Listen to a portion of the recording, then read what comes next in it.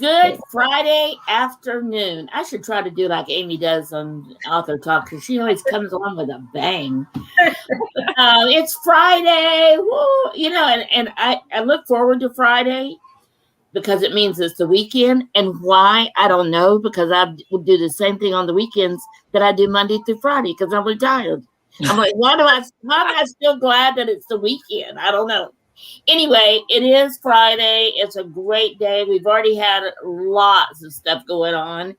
Amy has some great news about the book bundle and the book box subscription. So, book lovers delight. So we've starting to get people subscribed to it. So that's always a very exciting time. But we're going to talk, and we have a very special friend joining us today. Hi, Pat. Good to see you again. Haven't seen you for a few months, I guess, maybe. I don't know. Yeah, it's been a while.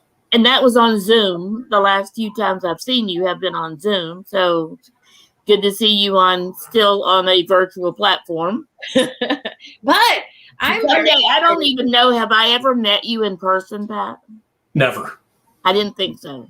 But you know, I love all these people. The exciting news is that Pat is coming back to Houston. Yes. He is coming to Houston, so it's gonna be so exciting because Mac and I, we were a critique group. We hung out. We poor Pat. He hung out with us at the cigar lounge. He endured, and we exchanged pages. That's how we started off. So I'm excited.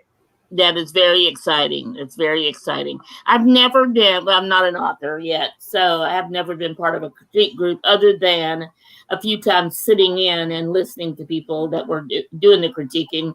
And it was fun. It was fun because it wasn't my stuff they were critiquing. Yeah, I was going to say, I feel like I would be like Russell and I would not get all pissed, but I wouldn't be able to take it very well, because you pour your heart onto these pages. And so I just don't feel like critique groups are good for me. I'm like Russell. I'm just not a team player in that sense, I guess. Does anybody ever just say, hey, this is crap? You really should not be an author. That would be me. That would be me. Like, I'm blunt sometimes, and I feel like if I were to say that, someone could say it to me, and why open myself up to that? I'm not knocking critique groups. I know that they're very beneficial for writers, so please don't take offense. That's not what I'm saying. I'm just saying, for me as a person, they're not for me. I'm like Russell. I just can't do it. There have been some books that I read that I thought maybe they should have paid a little more attention in their critique group before they published this. And some critique groups are good. Like working with Mac and Fern, they are both great writers. So I got a lot out of reading their stuff and talking about it with them. And then there was another critique group I was in where this one individual, just horrible writing, horrible grammar. And it's like, okay, who's going to step up and tell this guy he's not just got an ugly baby, he's got a horrifically ugly baby. Oh, see, there's no hope for this baby. My heart can't take it. It can't. See, Russell, I'm with you, Russell. I'm with Russell. I can't do. Oh, my heart just, I don't have that thick exterior. You know what? I don't think I would have the heart to tell somebody their book was not good. That's where I would have a really hard time. Well, here's the thing, though, with critique groups, you're not really there to tell them that it's not good. You're there to help them make it better.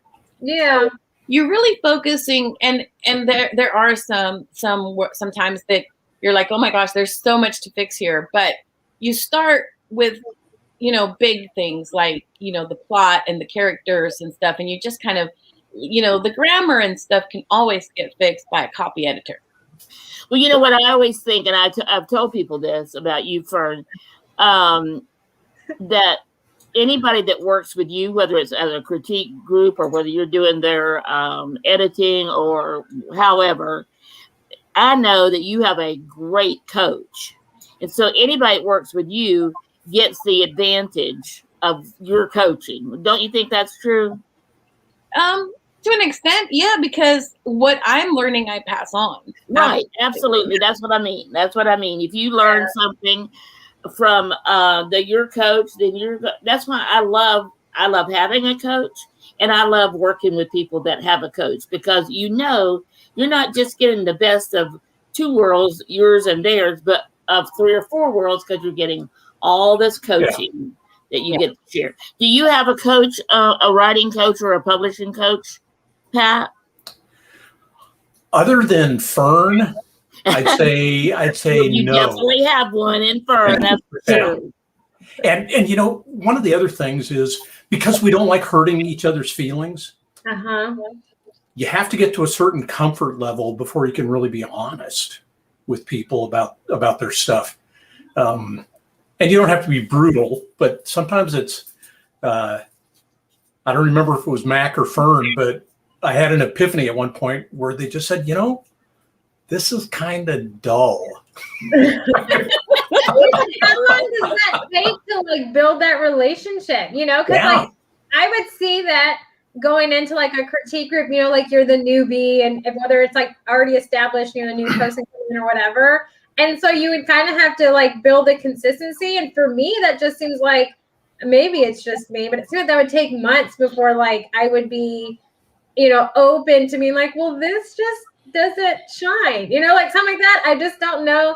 I don't know. Maybe it's just me. I'm like Russell. I hate to admit it. Russell, I love you. And this is how we are very similar, but my heart can't take it. So. Well, one of the things that I think is that you have to feel safe in a critique group, and I think that if it's a really good critique group, they're focused on the work. They're focused on the story. They're critiquing the story.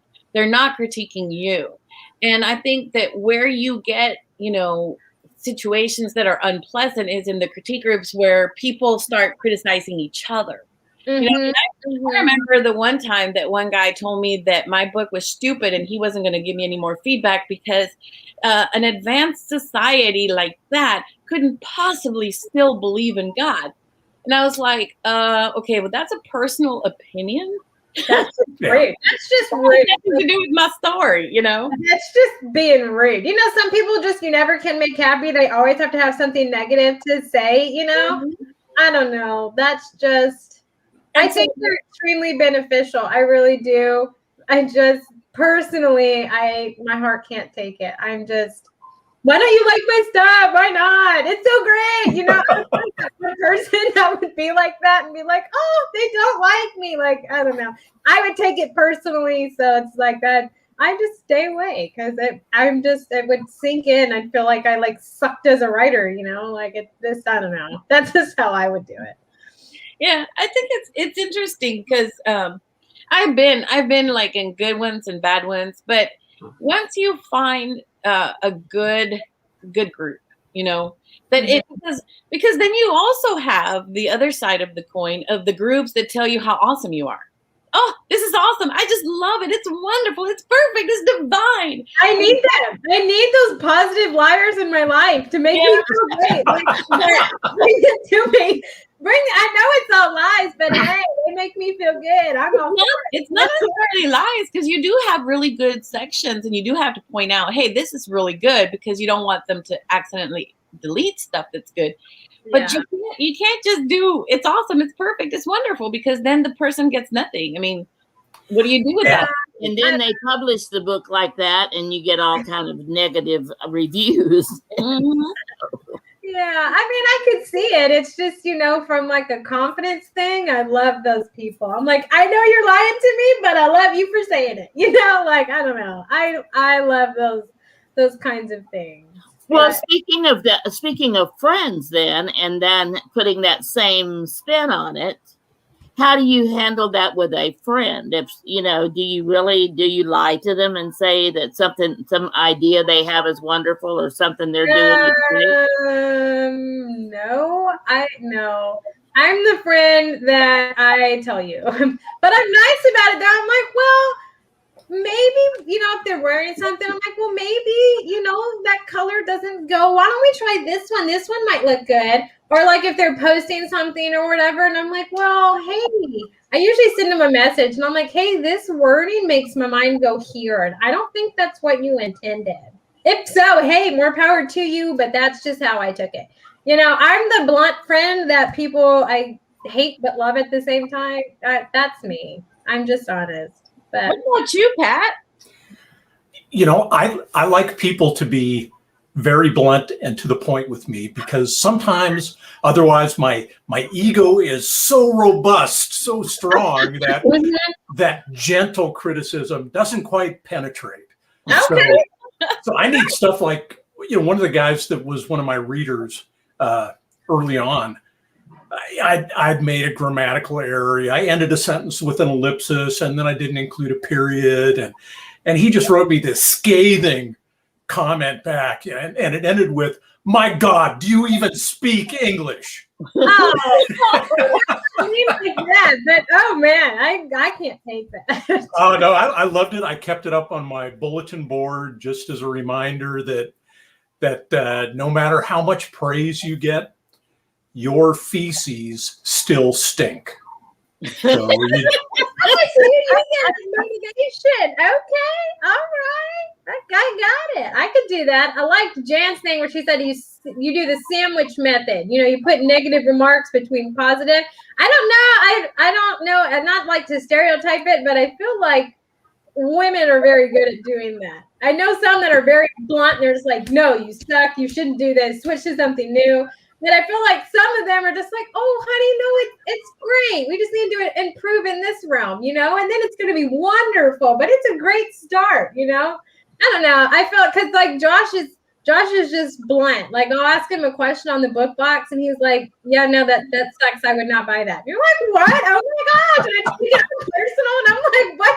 I'm coming to you as my husband to like just tell me that it's wonderful, not to tell me it sucks. Okay, that's not what you're supposed to do." So then it's like, I don't know. That's the same. That's the same way my husband is. He could probably hear me say it, because I'll ask him to look at a book, like for one of my clients, and he won't even look 2 minutes. And he's like, "I already found 5 mistakes. I would never read this book." I'm like, "You didn't give it a chance. You could not possibly know anything about the book in that length of time." Yeah. Because you can edit out mistakes, but. Okay. So I think your significant other is supposed to do that. I mean, yeah, but they're supposed to do it in a nice, supporting manner. Okay, they're not supposed to be like the colleagues at work where they're just like, "Man, this sucks. Go fix it." They're supposed to be gentle blows. Like, "Hey, I'm not your target market, but maybe adding this might help." It's a wonderful start. Not like it sucks. I'd never buy it. Fix it. Like, no, I don't like that. You'll never be able to. This is what my husband. You'll never be able to sell this book. I'm like, I love comment that don't ask. Well, it's not even like that though. I'm asking to help boost my confidence in the nerves that I have surrounding. So I'm coming to you as a supportive husband role, not the like business. Like let me attack. You need to clarify that. Then you need. I to do. like, okay, Josh, baby. Right now, I'm gonna ask you a question, and I need you to go supportive husband, not real. I'm telling you, it's not a sexist thing, but I just feel like women are better at smoothing over the negative blow that's about to happen. Like I just feel like it, I don't know, because my husband goes over his head. He's like, you asked my opinion. You're like, what? Seriously? No. Like I want it to be nice. Pat, you're a guy, so what do you think? I mean, are you good at being kind in your criticism, or do you feel like you're just go straight to the point? I think I've gotten better at being kind. Okay, it's a work in progress. It's a work in progress. Yeah. Because it goes both ways. It's not gender specific, because when I first had the idea for this book, my wife Ardith and I were out at dinner at Gringo's, and I started telling her this idea, and she goes, okay, well, what about this and this and this and this? Going into full-blown language arts teacher mode. And I reacted poorly. and she refused to read a single page until it was through editing. And then she says, okay, now I'll read your book. Russell said you were funny. I love Russell. Russell, man, you're on point. Oh, and then, Pat, when you got that critique, did you get this like defensive tone in your voice? You know what I mean by that? Like yours, Curtis, and I know I do that. My husband comes at me with this confrontational tone, like, you'll never sell this, and I get real defensive, and I'm like, what do you know? So, and I wasn't being good about separating, the idea or the story from me. So it was like, that's true. I took it all personally, and it took me a while to learn in terms of writing. I think professionally I could take all sorts of spears and arrows, but on the writing, I'm still a little tender-hearted there. It's personal. You're like pouring your heart out. It becomes personal. That's why I can't do critique groups. It would just be awful. It'd be personal. But speaking of, this book that your wife refused to read until it was edited, tell us about your book. When does it come out? Give us all the DL about it. All right. The book. Spark. I love it. Is my debut novel. It's science fiction aimed at gamers and fans of expanded reality, like augmented reality, virtual reality, blended realities, things like that. And it takes place in a theme park for gamers. Because I've always thought, part of the problem with VR and things is that you're so confined by space. You can't really go full action, full strength. Otherwise, you're going to end up punching your TV and destroying it, or stomping on your dog, or all sorts of bad things can happen. So I thought, what if you had this huge Disney World sized place where you were safe to do all this, and you could blend real and virtual and have these great adventures and still not worry about destroying your TV. So nice. Okay, so it's kind of like the Ready Player One, but more in a theme park. Yeah. And Ready Player One was all pure virtual reality. They had to jack into the Oasis, and in the book, you don't see this much in the movie, but in the book, he got a treadmill and a bike and everything, so he could stay active while he was doing these things. But my thought would be, if you got enough processing power and enough room, you could do all this in a theme park. You could actually run full out. You could wrestle the dinosaurs or take it out. But yeah, there's definitely some parts I think that are going to make people think of Ready Player One, like you bring up. See, I love that. So I would be your target market. I'm a big gamer. I love video games. I mean, that was my jam. But Ready Player One, I saw it in the theaters, and it was just like I wanted to keep going back, because it was like, that is a gamer's dream, is to have something like that. And it's just, I don't know, it really takes you out of reality, and you can like really, engulf yourself in the game and have fun and meet people and interact and everything. So I am intrigued by your book, because it is right up my alley. So I cannot wait. So when does your book come out so I can get it? I would love it. Official launch date is the 29th of this month. Oh, okay. Next week. That's awesome. Although pre-orders are live, aren't they, Fern? They are live. We've got the pre-order. You can do Kindle, or you could do a paperback. So you can definitely get the book. And it is live on Amazon as a paperback, so you can actually get it from Amazon and get it pretty quick. So let me ask you a question, all of you gamers. Do gamers read? Do they read? Yes. Okay, way to set me off on my thing. Okay. So, yes, gamers read, okay, because I don't know how many, I'm sure people listening are familiar with the games I'm going to list off. Halo, there's Grand Theft Auto, there's Gears of War, there's Call of Duty. All of these have manuals that kind of like feed the story for limited edition ones or whatever that tell the story and stuff, but then they kind of give you in-depth details on certain characters, different things you can do, different ways to play, all these kind of like unlimited things that you can do. And so if you are a smart gamer, okay, smart gamers, hello, then you're going to purchase those to read so you get the most out of the game that you paid money for. Obviously what I said really set Amy off, right? I mean, I'm just saying. Fun fact of the day. But yes, that is what you do. I used to get limited edition and go wait at lines and GameStop to get my game. I mean, you couldn't just buy the game. You had to get the limited edition, all the stuff with the game, collectibles. I mean, that's my round. Those are my people. They've been my people for years. So I have a gamer, heavy duty gamer in my family, right? Me and him need to be BFFs. Yeah, you do, because maybe he would read then, because I don't ever see him with a book. No, I mean, we read. Yeah. Yeah. I'll take your word for it.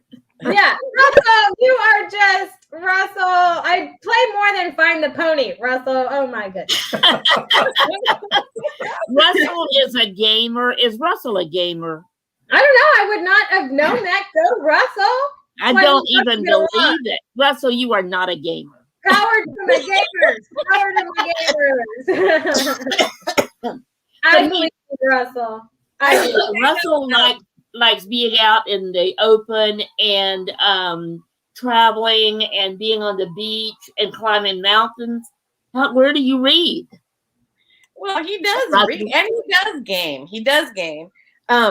But I think game. That's right. I know you're a reader, but I didn't realize you were a gamer. The interesting comments that I don't know if we saw it or not, but Jan posted like the question, "Do I look fat in these jeans?" And no is always the correct answer. I think that most spouses, significant other people, other than your mother, they would know not to say, "Yes, you look chubby in that." Change it. No, your mother always tells you these things. Girl, no. I asked Josh the other day, and he was like, "Are you really going to wear that?" Yeah. Needless to say, okay, that was a bad night for him. Okay, not every man knows that. He felt like he could be honest. Like yesterday, I had on a pantsuit or whatever, just like a jumper, and he told me, he's like, "Hey, that looks like a fashionable straitjacket." Okay. A fashionable straitjacket. Okay, this is my husband that I love dearly, but I was like, "Wow, that's the nicest insult you've ever said. Like, thank you so much." And I went and changed because he told me it was a fashionable straitjacket. Honestly, I didn't know Josh. I'm seeing a new side of Josh. He's playful in a sense where he speaks before he thinks. So it's fun times, but I mean, that's just me though. So whatever. That is cute for me. That is. But that sounds like the things that I say to David, because he'll come out of the bedroom with something on, and I'm like, I'm not going to be seen in public with him like that. So I'm like, is that what you're wearing? And he's, wait. He says, apparently not. Yeah. This brings up a whole other level of conversation because, like, let's face it, men and fashion in general, they're not known to make the best decisions. And so, like, I feel like if a woman tells you, you might want to rethink that outfit, that it's not really rude. It's more like trying to help you. Versus, man, I don't know.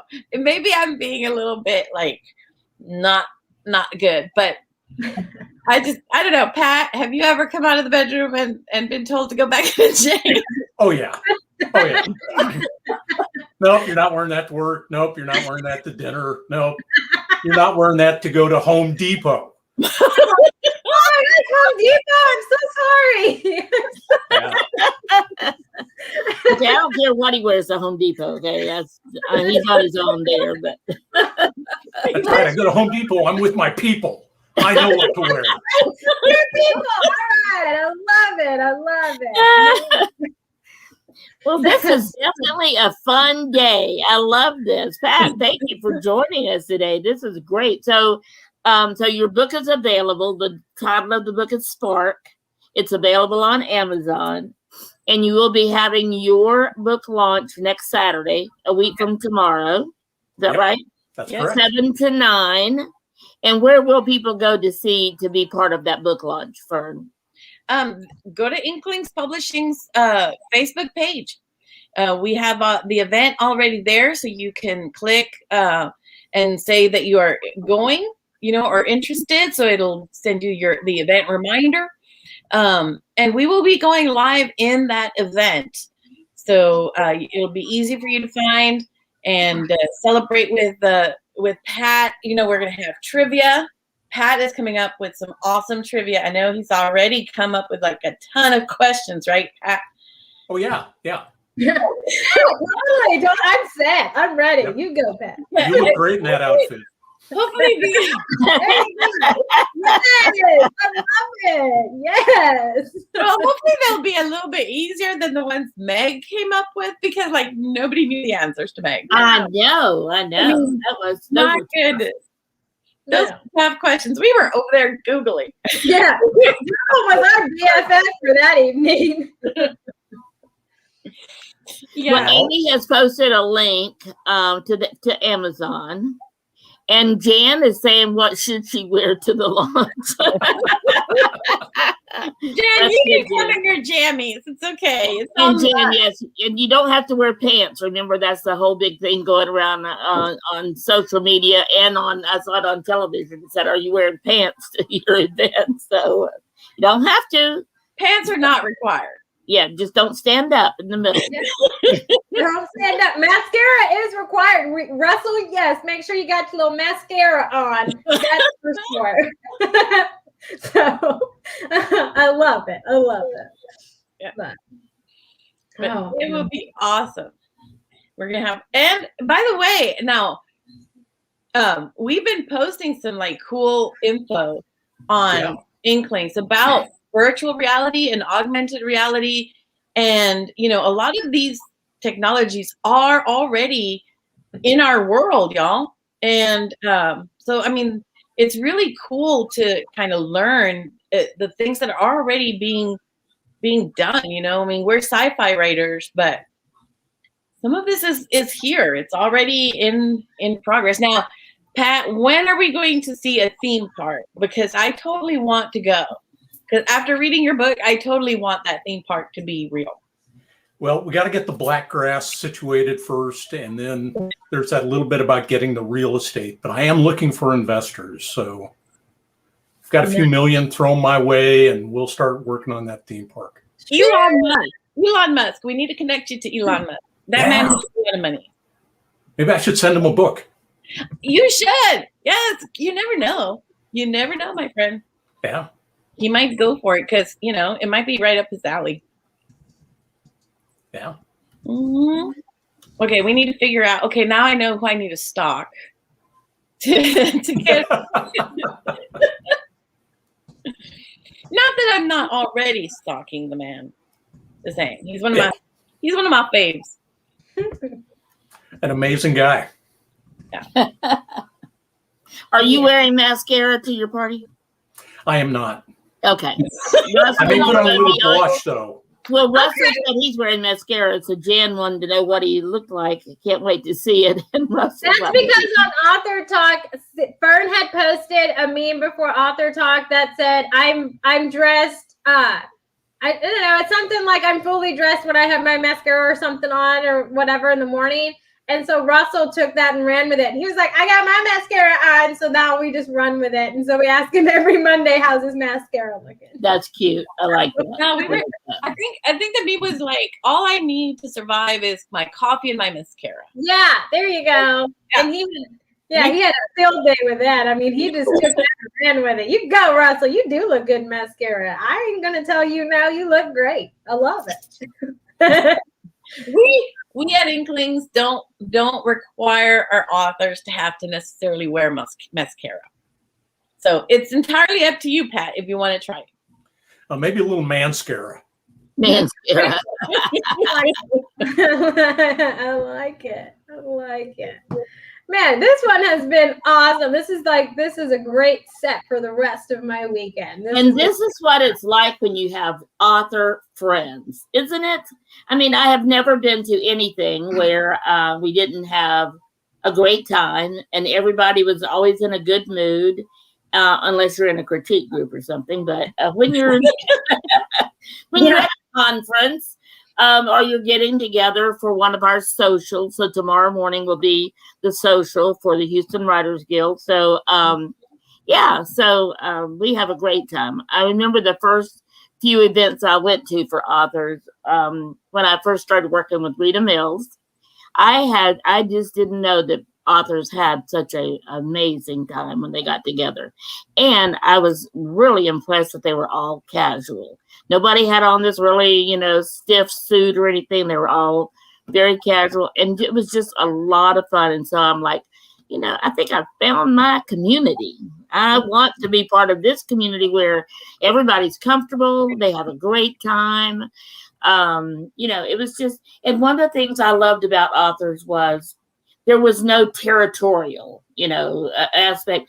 If Pat writes a science fiction book, so does Fern. So do a lot of people that are with Inklings. So it's not like you're territorial and you can't write about this, these topics. You can't write about dragons. That's me. I'm the dragon queen. And so,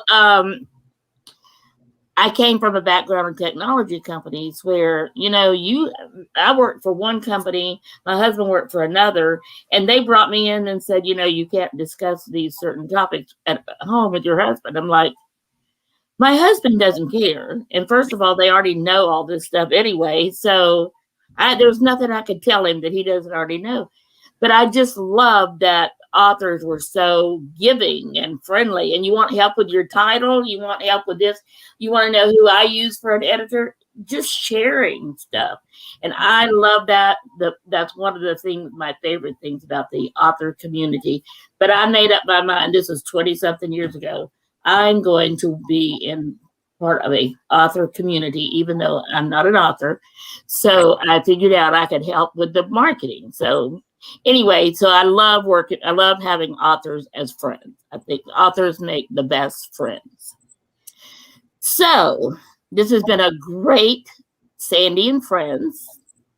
I was going to send you a friend request on Facebook, Pat, but we're already friends. So that's great. I love that. I know. So, tomorrow morning is the social. I'm not going to promise I'll be there. I keep saying I'm going to be there, and then I get up and I'm like, nah. I think I'll just. So join us tomorrow.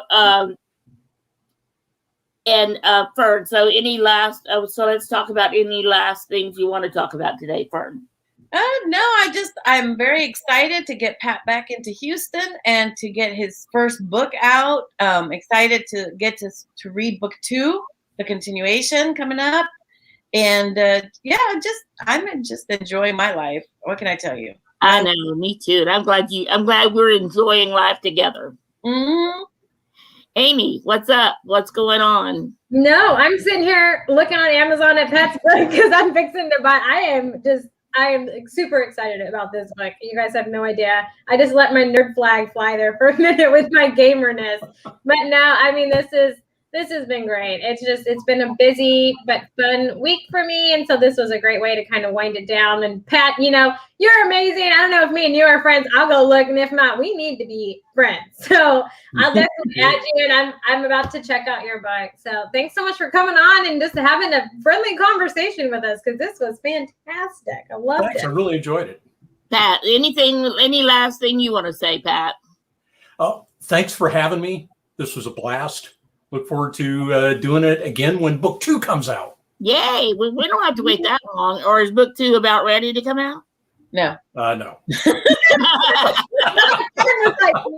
Okay, well, let's don't wait that long then. Russell, we want to have you on Sandy and Friends. Where are you? So we wanted you to be joining us in the next week or so. I think you weren't available today with Pat, but we'll have you next week or when you're available. If you want to be a friend on or be a guest on Sandy and Friends, let me know. And remember, go to our YouTube, go to my YouTube channel, Sandy Lawrence, and go to Sandy and Friends. Subscribe to the podcast, Sandy and Friends, because once we reach 100, so we can have our name on there, then I'm going to do a drawing, and the person that's name is drawn will receive 1 year of the Book Lovers Delight. So it's our latest project. It's a book box subscription, so you get a box with a book. And Amy, tell them what all's in this month's box.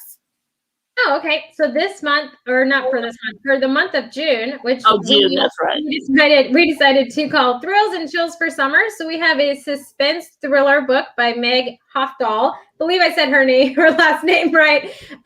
So we have Her Dark Inheritance, which is in the book or in the box, along with some limited swag from her, a postcard from the city that the book takes place in, along with a drink that was specifically created for the book.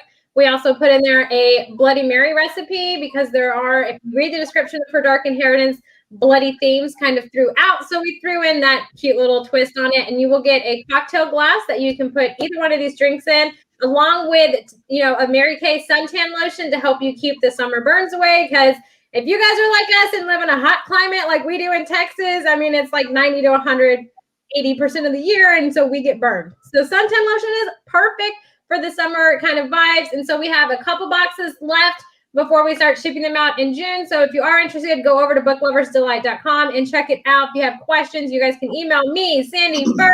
We all have plenty of information that we can help you out in. Or if you're an author and you would like to be featured in one of the books, please, or one of the boxes, you are more than welcome to reach out and we can check your book out and see if it would be a great fit. But with all that being said, we are super excited about it. We just sent out 8 boxes to be reviewed. So that is exciting and a nerve-wracking step that we have done. So fingers crossed that we get raving reviews on this box, because I am hella nervous about it, you guys. So it's a leap of faith that we're all doing, and they've been picked up, so I can't go and get them back. So it's just, we're out there and we're doing it. So big leap of faith, but we're super excited about it. So Amy has worked so hard on this. So Amy, congratulations on that. And I know Fern, you've been there helping her, and you guys have come up with some great quotes and topics. And so I'm just real excited to be part of it too. So everybody have a great weekend, and we will see you next Friday, 1:00 p.m. Central Time, to talk more about Sandy and Friends. So see you next week. Bye everyone.